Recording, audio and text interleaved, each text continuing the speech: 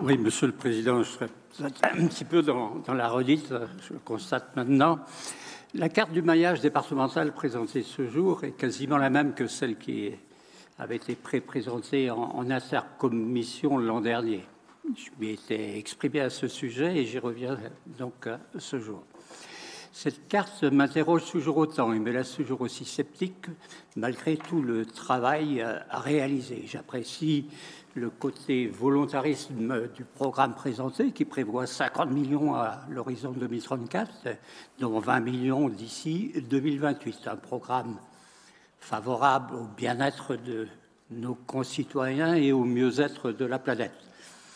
20 millions sur 6 ans, c'est 3,3 millions d'euros par an, bien plus sans doute que le mandat précédent, comme vous dites, mais ce qui du coup tempère un peu l'effet waouh des 50 millions annoncés. Ce qui me chagrine, en fait, c'est la répartition des projets envisagés.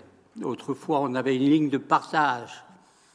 Ça, c'est pour les plus anciens, entre Finistère Sud et Finistère Nord, initiée par l'administration postale. Aujourd'hui, dans ce plan vélo, je distingue une sorte de partition entre les Finistères Ouest et Est, au détriment de ce dernier. La ligne de partage allant de Plouescat à Clohars-Carnoët en passant par Châtelain et Argué-Gabéry. À l'ouest, tous à vélo, à l'est, rien de nouveau. L'ancienne voie ferrée Concarneau-Morlaix par Carhaix, comme les chemins de halage le long de l'Aulne, sont judicieusement réutilisés, mais font illusion sur l'effort consenti.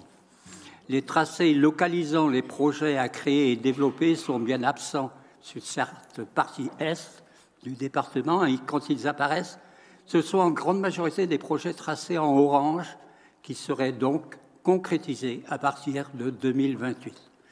Bien sûr, j'entends que la partie ouest est plus dense, plus attractive en termes de tourisme et qu'il y a lieu de la favoriser à ces titres divers. Mais je pense que la répartition est quand même par trop déséquilibrée. Je fais donc la proposition suivante.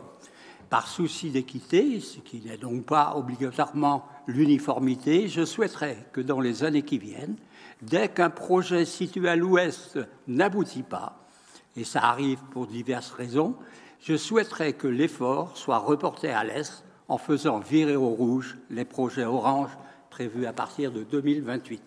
Pour le coup, chers collègues, vous m'avez compris, il passerait au vert.